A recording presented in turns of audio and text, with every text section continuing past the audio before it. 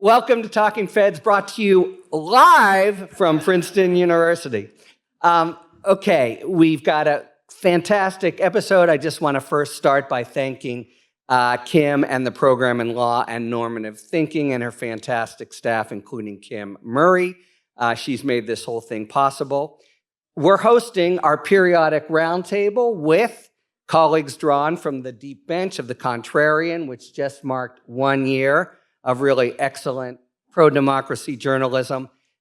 So much happens every week, as Kim said. So just to set up very quickly what we'll be talking about, the news we'll focus on. Jeff Bezos, some of you may have heard, gutted the Washington Post, laying off a third of the paper's staff.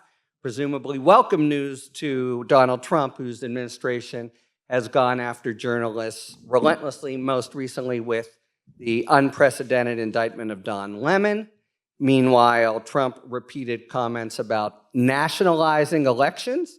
Steve Bannon, his ally, is promising that ICE and U.S. troops will swarm polling places during the midterms. And ICE continues to run rampant in Minnesota. And the overload of cases is exhausting judges and even the lawyers tasked with supporting it, one of whom quit with the valediction, "This job sucks, this system sucks," just this week. But there are still 700 federal agents fewer in Minnesota, but not necessarily an end to what many of the state officials there have called a federal invasion. Okay, so to discuss all of that, I'm really pleased to welcome three brilliant members of the Contrarian, starting with Norm Eisen, the publisher of the Contrarian, also the executive chair of the Democracy Defenders Fund, where he's been deeply involved in scores, really, of court victories against Trump's excesses. Among his many previous roles in government, he was the ambassador to the Czech Republic, and how cool is that? Norm Eisen, thanks as always for being here. Thank you, Harry. Thanks, everybody. Hello. You got the applause line. Okay. Asha Rangappa, she teaches national security law at Yale University. She co-hosts the podcast It's Complicated, and she's got a fantastic Substack everyone should check out, The Freedom Academy. But how about this? Just a few years out of Princeton, Asha became a special agent in the FBI working counterterrorism cases in New York, and how ridiculously cool is that? Welcome, Asha Rangappa. Thanks, Harry. And Jen Rubin, the editor-in-chief of The Contrarian, co-founder, lifeblood, really, before launching The Contrarian with Norm. She wrote an opinion column for 14 years at the Washington Post, and her departure obviously started a death spiral there. Her great past fact is she graduated in the same law school class as me, where she was, first in the class. And how cool is that? Welcome, Jen Rubin. And Jen, I want to stick with you because let's begin with the pretty dramatic bloodletting from the Washington Post yesterday. From mere flesh wound to death spiral, how do you view it, and what the hell? It is a great crime against journalism and democracy. It is a shame. It is not the fault of the people who work there. There are still wonderful journalists. This is a murder by an owner who no longer thinks of the newspaper as something for which he is a steward. When he first bought the Post from the Graham Company, he seemed to understand that. And he talked about the stewardship of a paper. He championed rights for journalists. He invested heavily in the Washington Post. Then comes along Trump 2, and he decides that the Washington Post is more an adjunct to his businesses like Amazon and Blue Origin. And we better not screw those things up. So we began a downward slide, beginning with him nixing an editorial that was going to endorse Kamala Harris for president, continuing in a dispute that led to our Pulitzer Prize-winning cartoonist to leave because she had done a cartoon that depicted Donald Trump and other check with in a statute, and Bezos and other billionaires offering up cash. Was a documentary, actually, not so much as a cartoon. But those two events happened, and that was enough for me. I was off the train. So I left. A great number of people left the Post. And what happened this week is the culmination of a long process of strangling this newspaper. This is change in the sofa for a billionaire. It is not something that is going to bankrupt him. If he ran it for the next 1,000 years, it wouldn't bankrupt him. He does not have a devotion to accountability journalism, which is the signature of the Washington Post. And in fact, we became a hindrance because we were going to write mean things about Donald Trump. And we can't have that, can we? So he therefore began to squeeze and squeeze and squeeze. And this last major surgery, amputation, is a blow from which I think the paper, at least in the near term, will not recover. He has wiped out the book section, which is strange for someone who owns Amazon, by the way. He has also done away with the sports section, which is usually an attention getter for most newspapers. And he wrecked the Metro and International bureaus as well. And in fact, one of the international reporters was left stranded in Ukraine, of all places, because she was fired via email and has to figure out how to get home. So this is, of course, the oligarchy we now operate in. Billionaire and multi-billionaire men have captured the government, have captured the economy to a great extent, and they view the free press as a hindrance, as an enemy, because of course we are. What we do is hold people to account. We hold people responsible. We probe. We don't accept BS answers, and we don't take propaganda. So we are now seeing the demise of another great paper. I would only analogize it to what's happened at CBS. Some of us might talk about that, which is another crime against journalism. And hence the importance of independent journalism. And so for all of you who are not contributors, you can go to Contrarian.substack.com and support independent journalism. And that's where a lot of the people from legacy media have wound up. It's not a substitute, but it is one way in which we continue to hold the rich and powerful to account. Norm, I know you have some thoughts, but I just want to set up, it's more really than another great newspaper. It's got a storied history, literally, in holding power to account. And if it's lost, it's really hard to say what replaces it. Norm, you had thoughts? Just that whenever we talk about the predations of the past year, it's my practice, it's somewhat of our editorial approach at the Contrarian to talk about the pushback of the democracy movement. And of course, the Washington Post, at the time that we started, the Contrarian had hemorrhaged about 500,000 subscribers. We soon had 500,000 subscribers, making us one of the top Substacks. And another part of that pushback is when you subscribe. Jen, you said if you're not a contributor, go to substack.contrarian.com. Of course, we welcome you as contributors. You can also subscribe there. Your paid And Freedom Academy and Talking Yes, Fast. we mustn't neglect Asha, and we contribute to each other all the time. One of the things that Jen and I stumbled into, and Harry, who was an original, and Asha both were people we brainstormed with when we were, should we do this? How should we do it?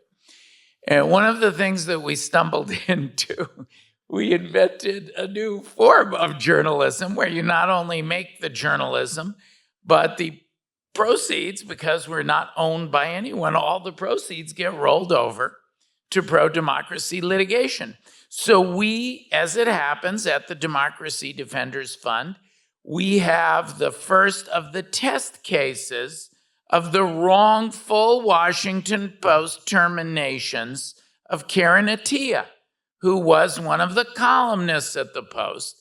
And that has been part of the thesis of the work we do to get the landmark cases.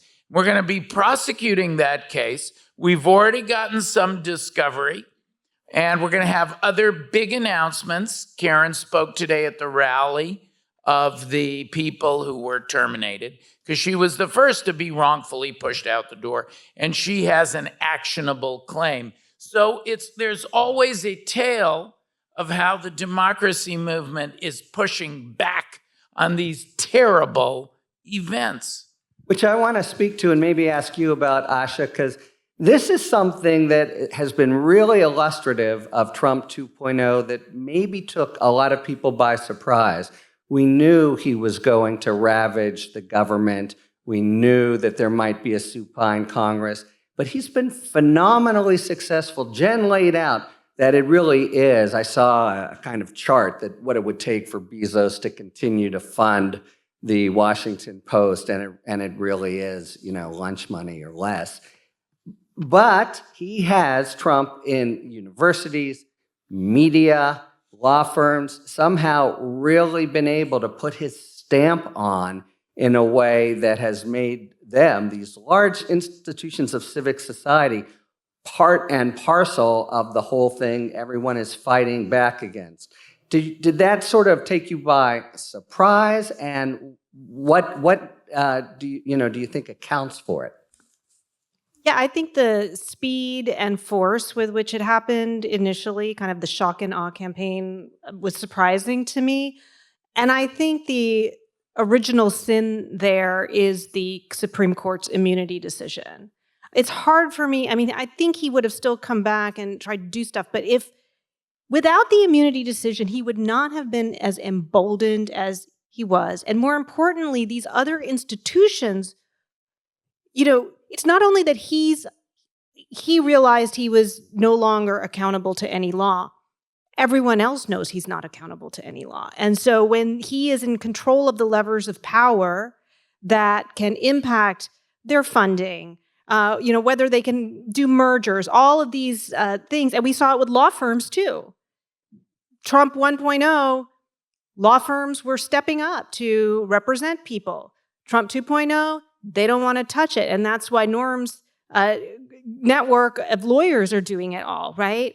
So I personally think it goes back to the immunity decision. It not only upended the balance of power in our government, but I think it really upset the relationship of fundamental civic institutions in our society with the government as well. It's a great point. And the Supreme Court didn't say he can't commit a crime, but he can't be prosecuted. And if you as a former prosecutor, if you put that lens on, really, again and again and again, starting especially with some of the pardons, they are criminal acts, even if there'll never be sort of justice for it.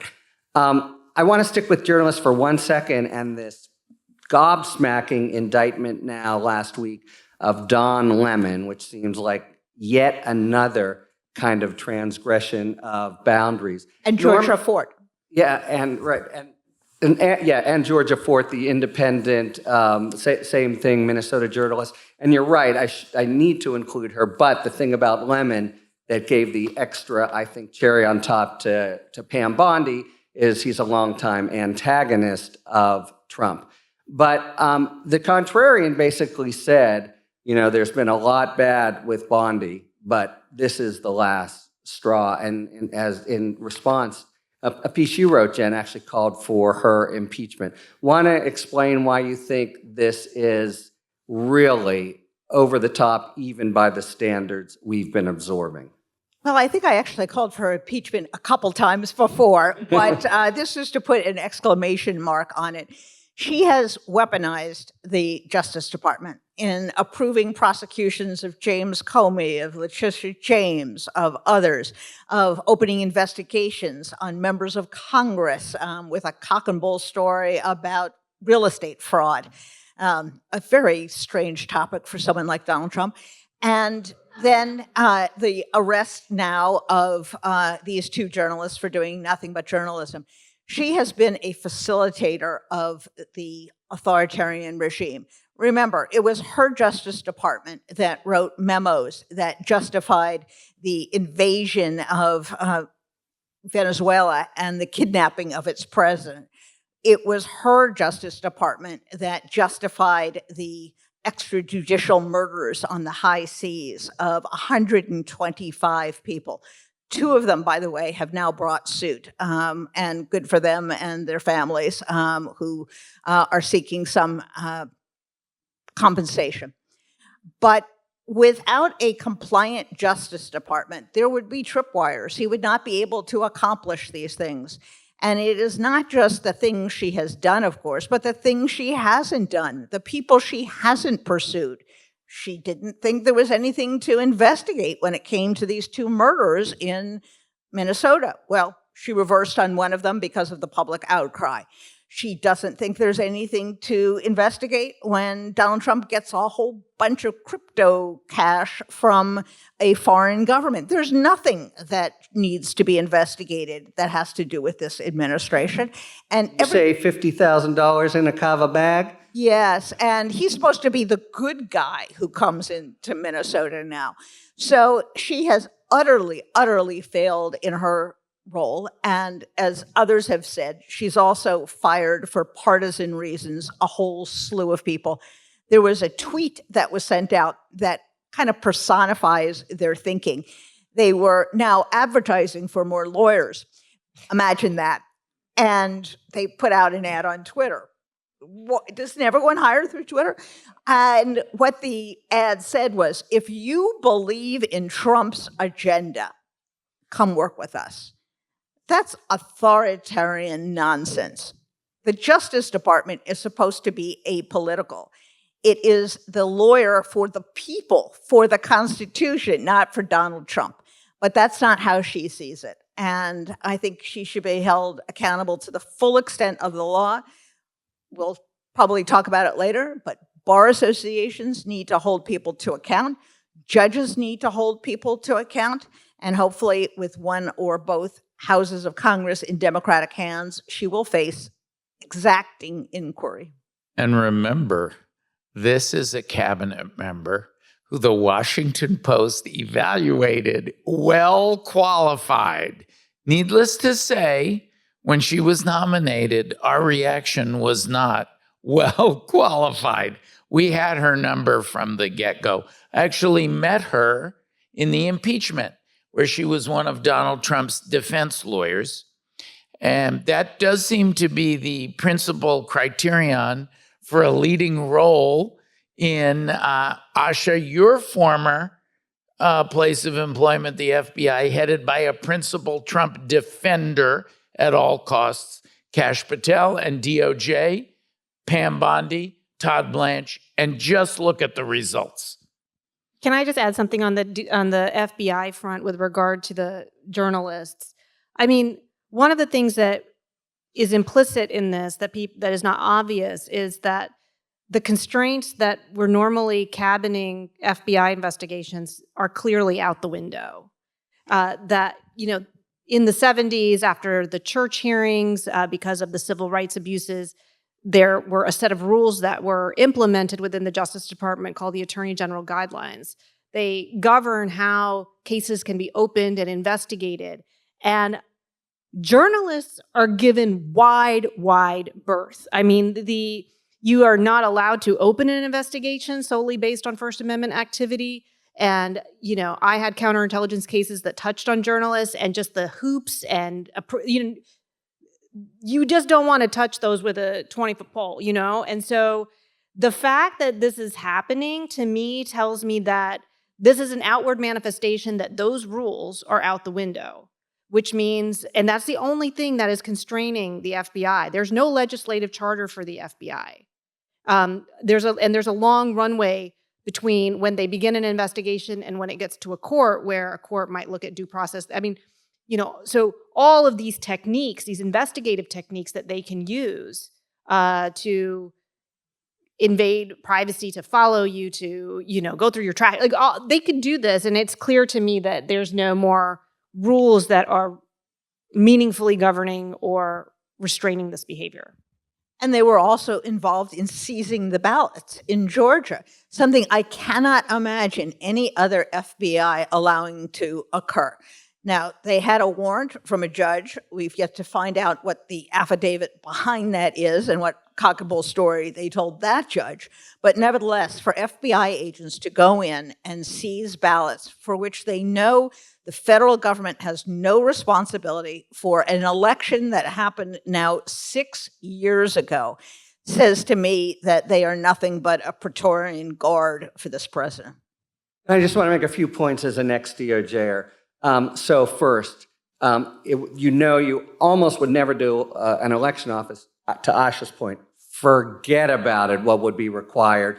A journalist could sometimes be implicated in a separate kind of criminal investigation, but a crime for covering an event, absolutely out of the question.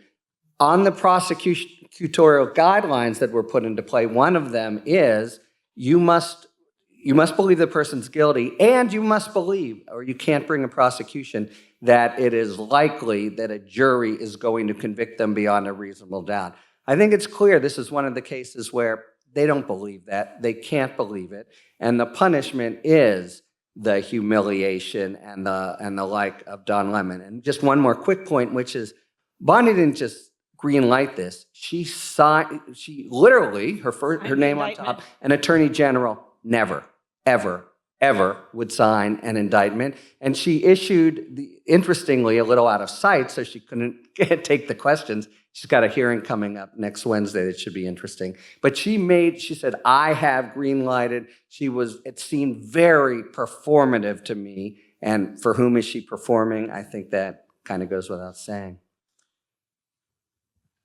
Of course, you're right about the process is the punishment, but look at the results you get from that. There have been 2 big signature criminal prosecutions of the Trump Bondi Blanche DOJ, Jim Comey and Letitia James. Both of those cases were thrown out. I'm sure I know them both.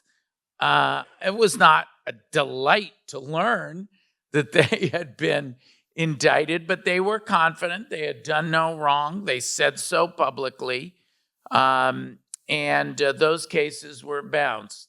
So we were very proud to work on the theory that we helped secure the judgment against Alina Habba right here. She was your supposed U.S. attorney.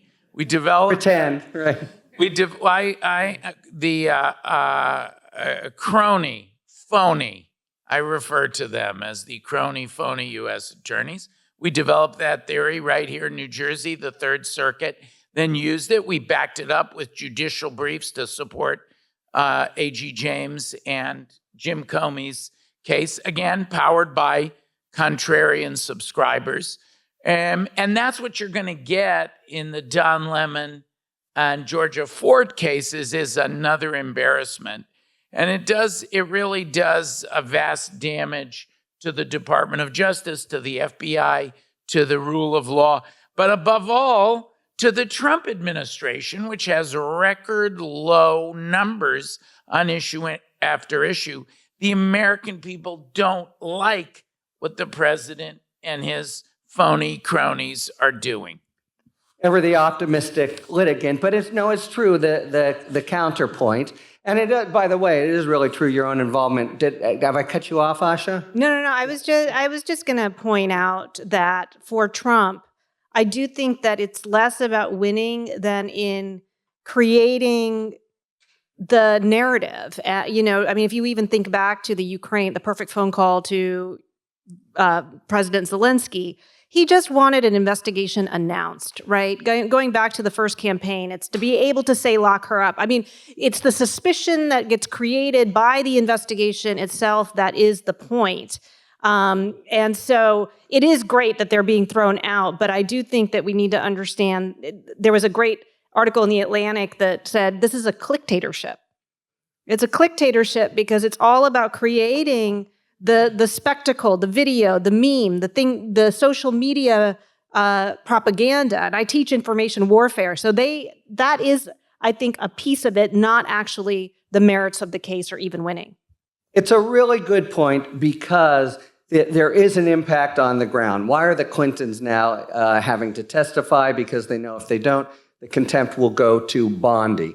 Lemon, yes, the case will be thrown out, but how many journalists, especially those with less means, now are concerned? The big cases so far, especially the district courts, God bless them, have held the line pretty well, but it's not as if it's been no damage.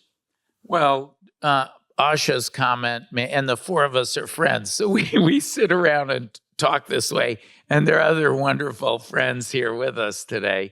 But Asha, hearing you talk about that, the perfect call, Congress had the opportunity twice to impeach and remove Donald Trump. And when we talk about him and his own cronies and those who immediately surround him, we also have to look not just at the perpetrators of authoritarianism, but the enablers of authoritarianism.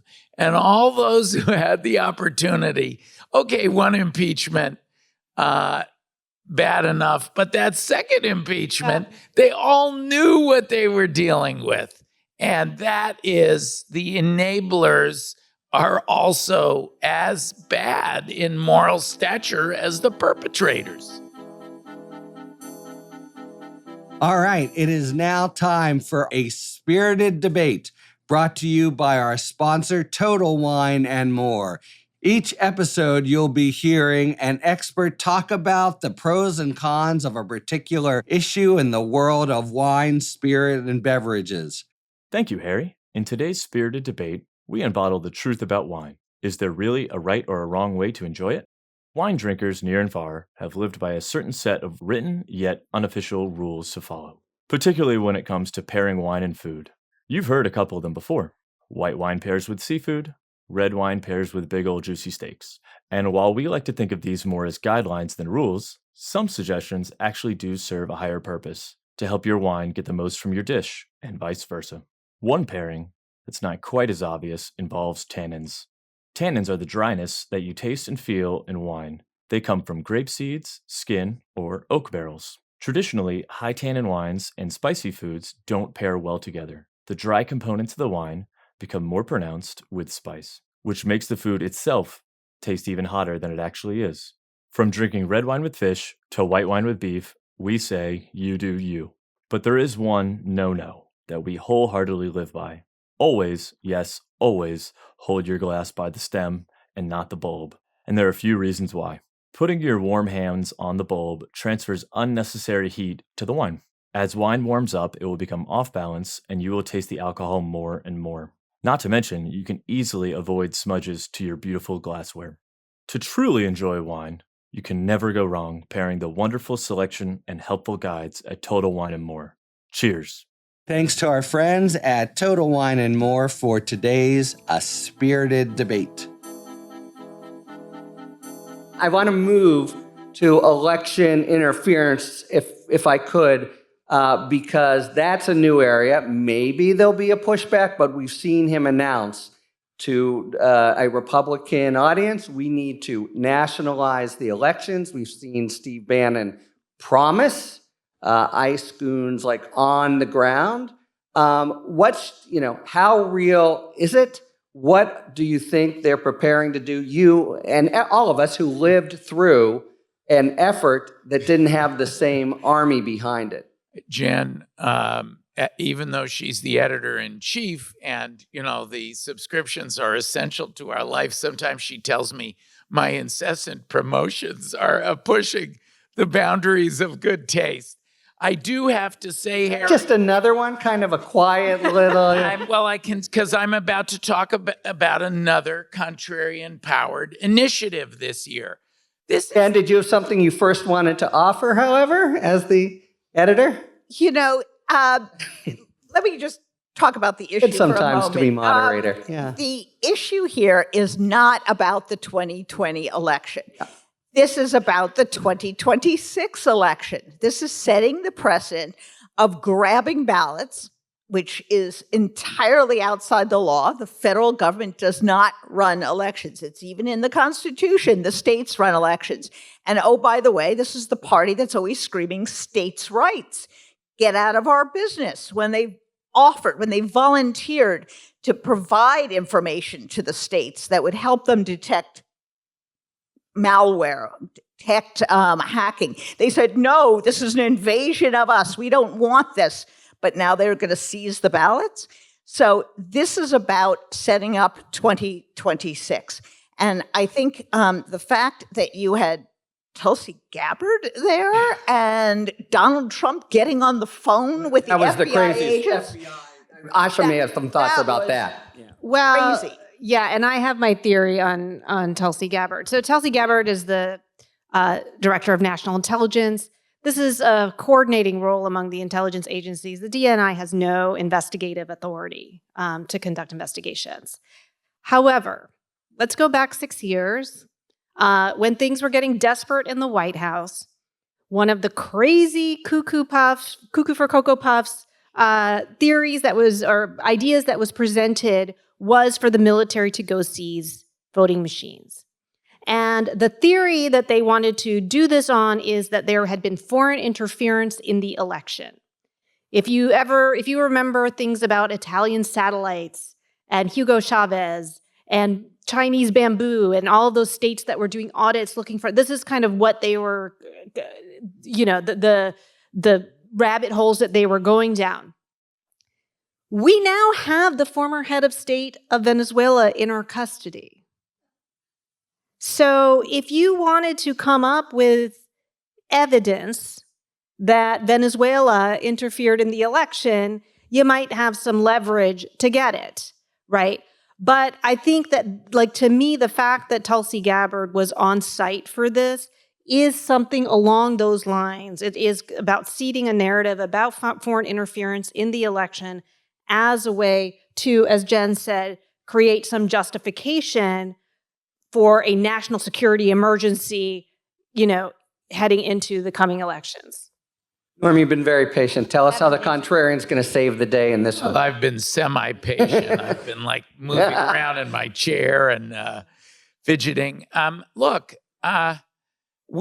This announcement that we're going to nationalize elections and take control in 15 states and Steve Bannon's rantings, this is not new.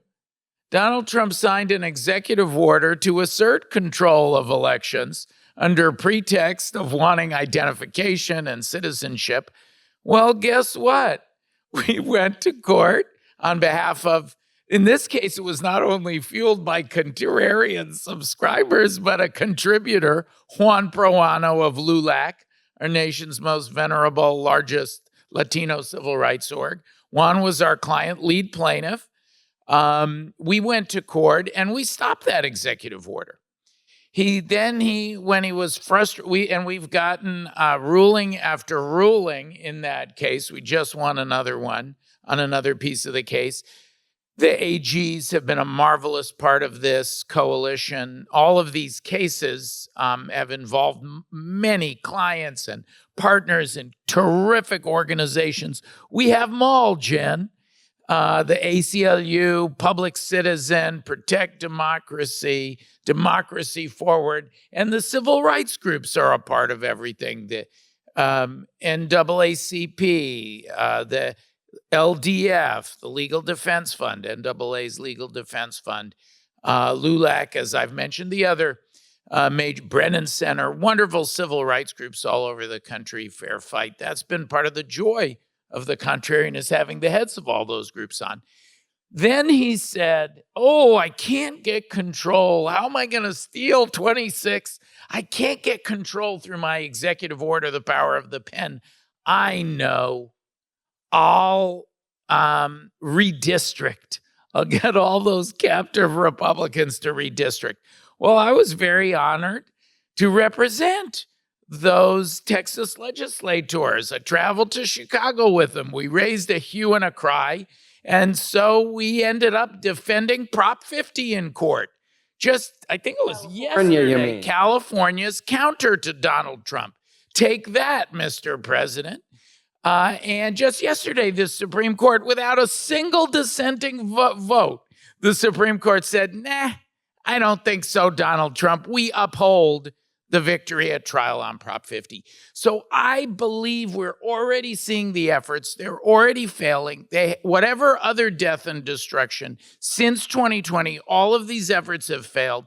This massive democracy movement, we haven't even talked about No Kings and the millions of voters who are mobilized. This massive democracy movement is going to counter with the help of judges who are loyal to the rule of law, including many Republican and Trump nominees. He's not going to get away with that. I'm going to sound a less sanguine note. I was just about to say, Norm is the optimist of the Contrarian. Well, look, and in the $64,000 question, maybe we all are. Will the Republic survive? But Norm, you're right, kind of fought to a stalemate to date. But there are many ways to sort of go at this. But one of them is the various ways in which Trump has claimed emergency powers and has looked to the courts to defer to those characterizations. So we dodged a very big bullet in the Trump versus Illinois case. When I think when it first came up, we were very worried the court might say something like, well, a Trump-appointed judge, as you said, district court judge, had said, look, we defer to the president, but this is untethered to the facts to say You're it's talking a about the National rebellion. Guard. Yeah, but I'm now, there's no rebellion, but the court, I think, could very well defer on some assertion of emergency power, and the consequences would be the ability then to take that power and use it in the many ways they already have for the election. The reason I am less optimistic than Norm. Everyone's less optimistic than Norm. Yeah, I know. But that's what you need to start an online publication out of nothing. I am the beneficiary of that. I told her we would be a big success. Yes. She wasn't so sure, but now. Here we are. Two things. Princeton. Yes. You made it. Two things. One, the damage that has done in human lives and to the fabric of the democracy is a really dagger through the heart of all of us who love democracy and love our country. People are dead. People are maimed. People have had their lives uprooted.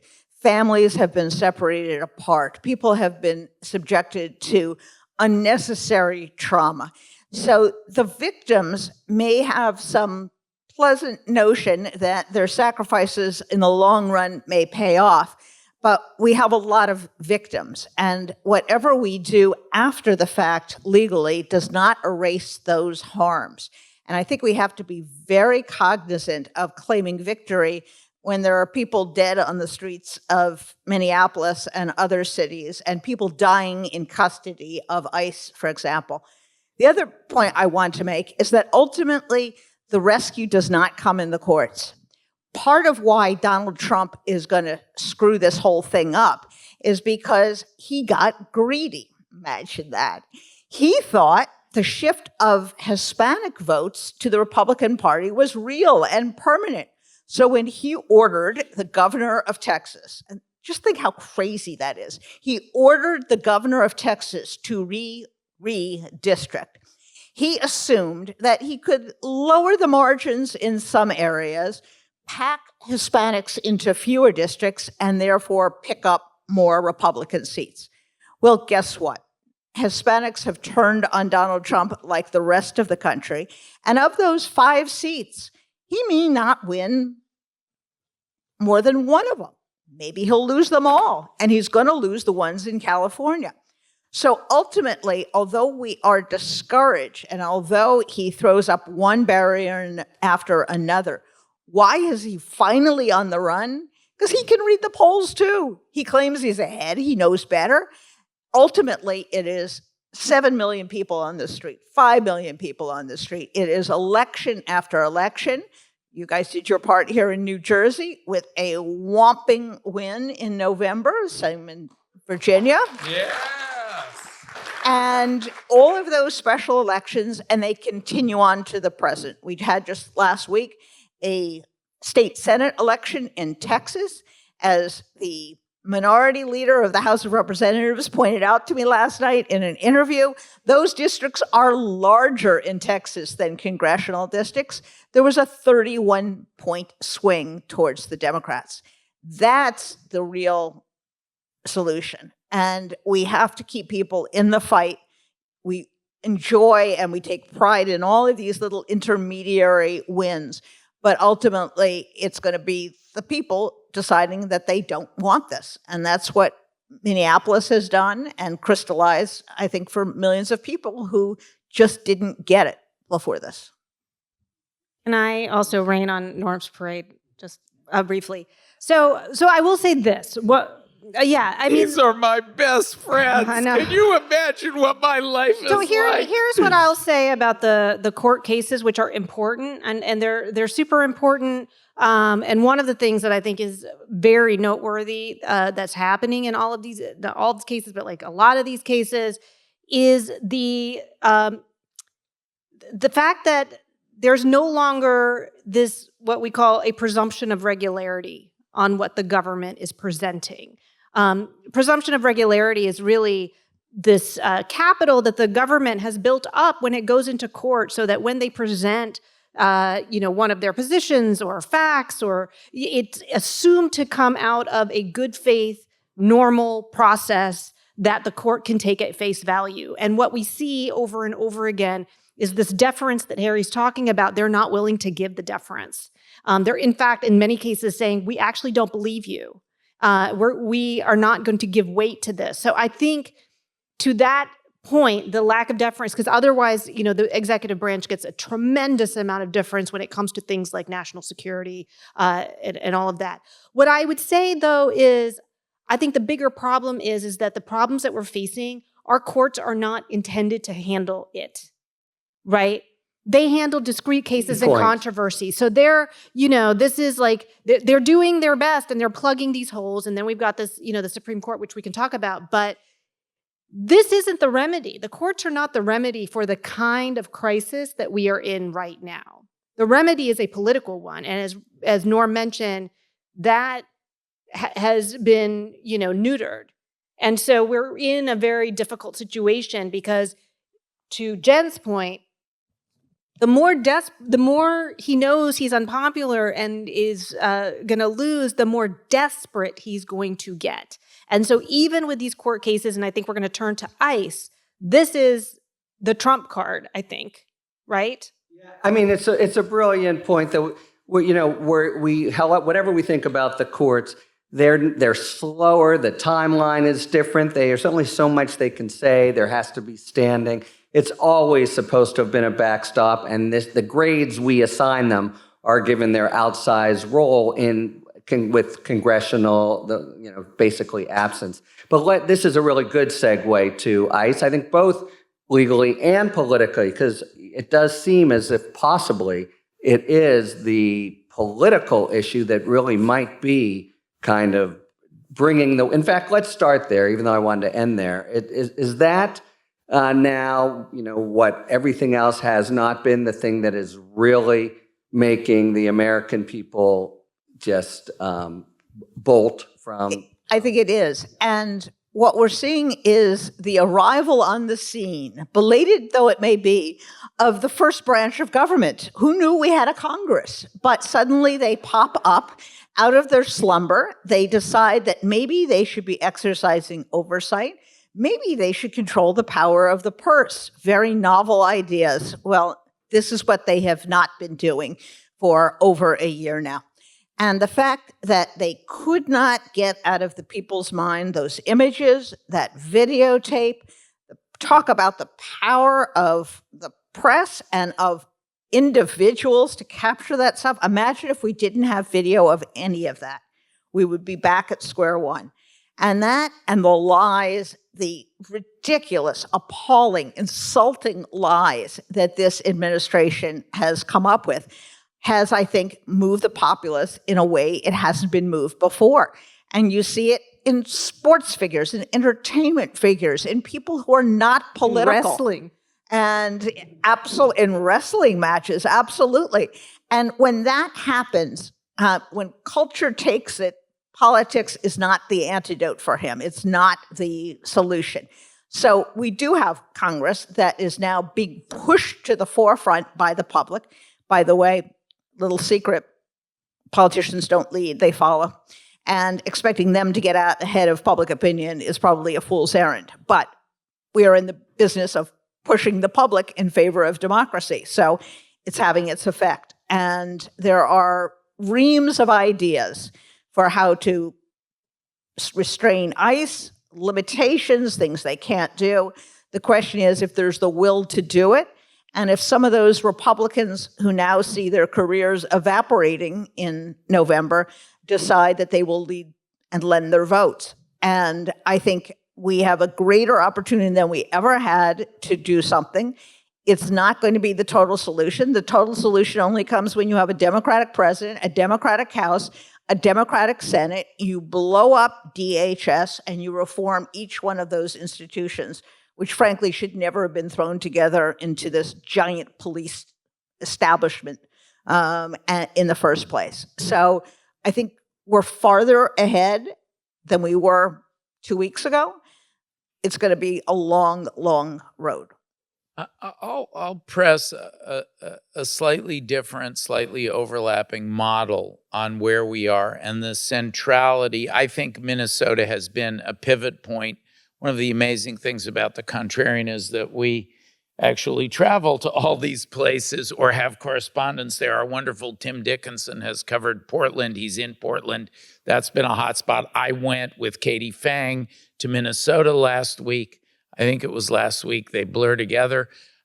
Minnesota will be looked back upon as a historic turning point, much as Birmingham or Selma are looked at as turning points on the Civil Rights Act, the Voting Rights Act, and the shift in this country to have a majority oppose Jim Crow. Our wonderful Kim, who invited us here to Princeton, and I have the opportunity to kibitz with the political scientists, and of course I have a background as a diplomat. We are not the first backsliding democracy. In fact, there is a whole branch of political science scholarship, and there's a huge debate going on. Kim and I talked to the people on both sides about backsliding democracies, competitive authoritarian regimes, and U-turns. And the idea is, can you break a backsliding democracy? Can you wrench the wheel around, and can you sustain it? And if you measure, there's one more optimistic school. I'm not an optimist. That'll be the last thing I'm going to explain in this answer. There's one more positive school that says over the past century, more than 2/3 of backsliding democracies have worked U-turns. There's a school that looks at the data a little differently and says, well, many of them have re-backslid. How do you measure that? Be that as it may, we know there is a model, 6 areas of contestation that emerge when you study this. And I would argue, not as an optimist, but as somebody who's hopeful, I would argue, hopeful based on the evidence, I would argue that as you look at this, that in each of these areas, there's been a kind of waterfall. Minnesota is very important. It starts with proceedings in court, and that struck a spark when we couldn't do anything else in the beginning. It seems so dark. We struck a spot of light, and we've met flood the zone with rule of law, shock and awe. Then the public protests began, and Minnesota really built on the No Kings movement and the millions in the streets. Then we began to see polling results in and at the polls. This extraordinary electoral wave, 227 out of 268 elections in 2025, where the pro-democracy candidate won or outperformed by double digits. The press started coming around. Look how different the New York Times headlines have been of what happened in Minnesota versus earlier both sidesism. Finally, as Jen points out, the fifth of these areas, political leadership, it always trails. But boy, the government funding shutdown, that they flexed their muscle, they won. They flexed their muscle on ICE. They got that ICE, DHS, CPB bill broken off. And then finally, the thing that is toughest of all, the sixth, is having a positive policy program. What is the affirmative vision? Not just being against the authoritarianism. Is there an equally gripping alternative to MAGA? That sixth piece of the puzzle has yet to be developed. Let's pick this up, though, back in Minneapolis. And, on the one hand, you've had courts say to this point of the loss of credibility, unbelievable things. When thinking of it as an alum of the Department of Justice and how I would have, gone and hid my head in the sand.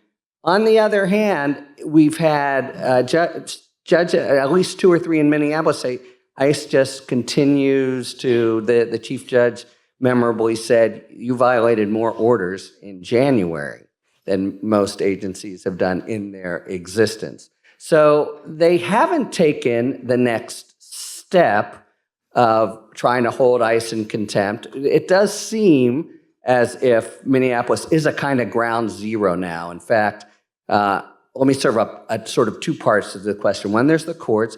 There's also the administration, whether it is in fact receding or just preparing a new flood zone with Mr. 50,000. I always forget his real name. 50,000 kava bag. Oh yeah, Tom Homan. Man, a lot of money. So even now with all the pushback, you could see Minnesota as half empty, half full. What's going on the ground, and where will it head? It's interesting. When you were saying that they won on the shutdown, understand what winning now means. They didn't get the extension of the ACA. People's health insurance is going to go sky high. What they won was the public opinion and public support, moving the electorate towards November. And that is, I would hasten to repeat again and again to our Democratic friends on the Hill, the point is the fight. You're not going to win the substantive issue on 99% of these things. What you're going to do is win the fight, have the public on your side, and have the other side indict themselves by these positions that they are taking. I do not think that Tom Homan is pulling back. He pulled out 700 people. He's got 2,000 left. You know how many people were there before all this? 150. I'm bad at math, but not that bad. They are still way ahead. He's not great himself. Yeah. And yes, the courts, the lower courts have done a marvelous job. The Eighth Circuit is not a great circuit, unlike the Seventh, which actually did constrain the ICE and Border Patrol in Chicago. We do not have a victory yet that we can point to in Minnesota. But again, this is why Trump is so frantic about the election, because every one of these becomes a political loser. And when they become a political loser, the Republicans in Congress get nervous. They start inching away. You get more of them willing to sign on to a discharge position. You get more of them in the Senate willing to take him on. So it is slipping. We are in a race now. Can we get to the finish line in November and score big victories before he crushes the entire system? Right now, I think it's a horse race. I thought let's personalize this. We only have a few minutes left, so it's really a slightly petty place to end. But I was so struck when, I think it was Christine Noem who said, everything I've done has been at the direction of the president and Stephen. So Donald Trump has been fickle. There's no person really who hasn't come into his disfavor. It does seem as if, from all we know, that Minnesota and generally, that Stephen Miller is the architect. I'm just wondering if you think that role is in for, if his head is potentially on the block. You could also ask about Bondi, who by reports, has not been in his favor. But are we, you think, going to see some bloodletting in the administration as a way of responding to these problems?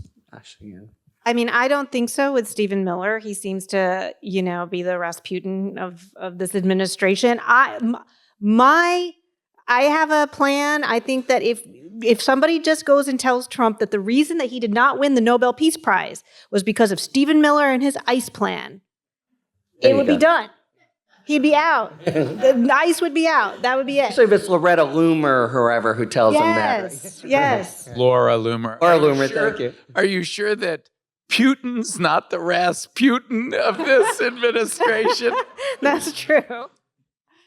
So, yeah, that's what I would say. Yeah, I think like the cockroach in the nuclear winter, he will be there at the end and he will be surviving. Some of these other people, I don't think so. And by the way, if Democrats get the House or the Senate, I would expect some of them to leave before they get put on the witness stand before a committee that actually wants Republicans to leave. Yeah. Some of the members of the cabinet, you mean? Some of the members of the cabinet. Well, and I will just say to the point where, it's Pam Bondi who's signing the indictment and Tulsi Gabbard is here at this. I think there's a little bit of a competition, like a Hunger Games that's happening because, nobody wants the Eye of Sauron to land on them. Right. And he's kind of unhappy. And so, all of them are scrambling to curry favor. I do think that Stephen Miller is the one person who seems to be, not in the line of fire. Point by the one Princeton graduate up here, I got to say. Norm, perhaps you had a thought? You've been kind of, reticent. No, I'm just giving air to the colleagues. I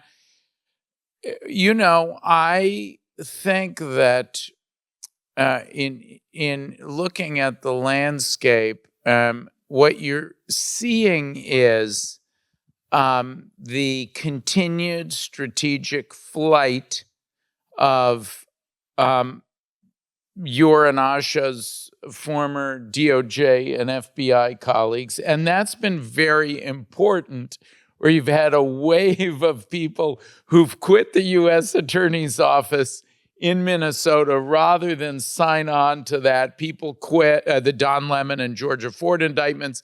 People quit including hand-picked Trump appointees quit the Virginia U.S. Attorney rather than do Tish James and Jim Comey. The part of this philosophy, the reason that Contrarian powered at Democracy Defenders Fund in Action, we now have 252 cases and matters against the Trump administration, including many of the landmark cases. When the New York Times ran their big article last week about the 600 cases, they picked 8 to highlight the landmarks. We were involved in one way or another in 6 out of the 8. But the philosophy has been to meet the flood the zone with rule of law, shock and awe. And of course, it's right. I shared the model with you. It's right that no one of those dimensions is going to be enough. It's the systems approach.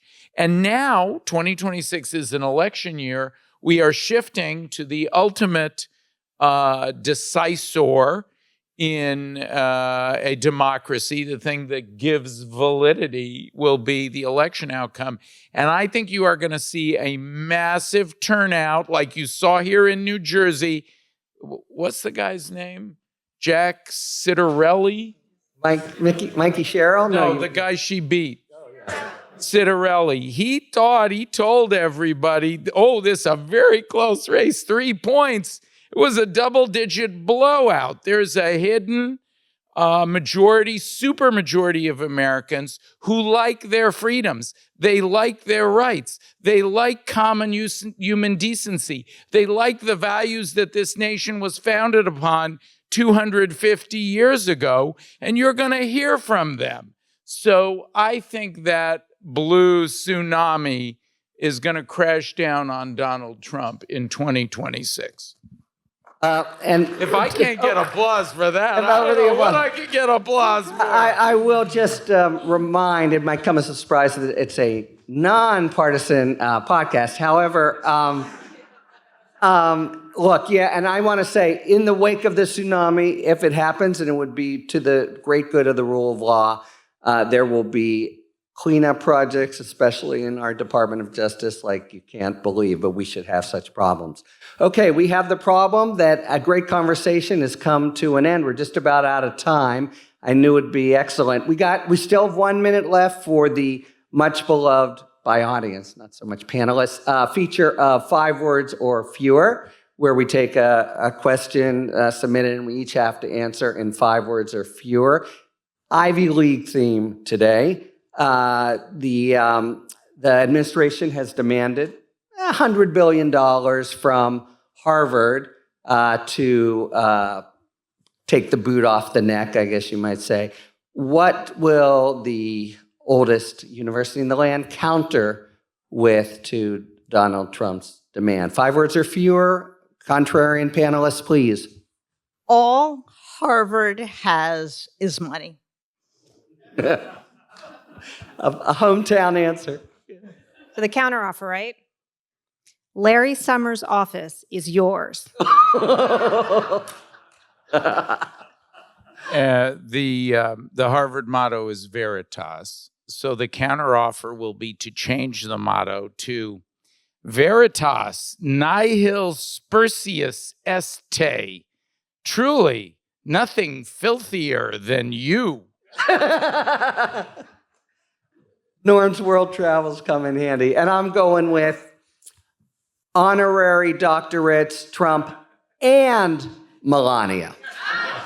All right. Thank you, everyone. Thank you, Jen, Asha, Norm. Thank you, a great Princeton audience. We're out of time, and talk to you later. Thank you very much, listeners, for tuning in to Talking Feds. If you like what you've heard, please tell a friend to subscribe to us on Apple Podcasts or wherever they get their podcasts, and please take a moment to rate and review the show. Check us out on Substack at harrylitman.substack.com, where I'll be posting 2 or 3 bulletins a week breaking down the various threats to constitutional norms and the rule of law. Paid Substack subscribers can now get Talking Feds episodes completely ad-free. You can also subscribe to us on YouTube, where we are posting full episodes and my daily takes on top legal stories. Talking Feds has joined forces with The Contrarian.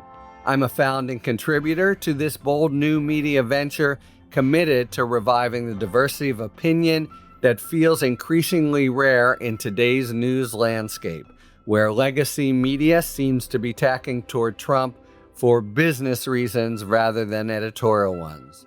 Find out more at contrarian.substack.com. Thanks for tuning in. And don't worry, as long as you need answers, the feds will keep talking. Talking Feds is produced by Luke Cregan and Katie Upshaw. Associate producer, Becca Havian. Sound engineering by Matt McArdle.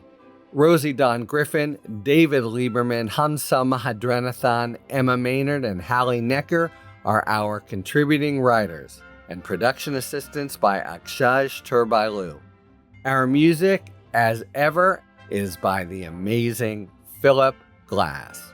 Talking Feds is a production of Delito LLC. I'm Harry Littman. Talk to you later.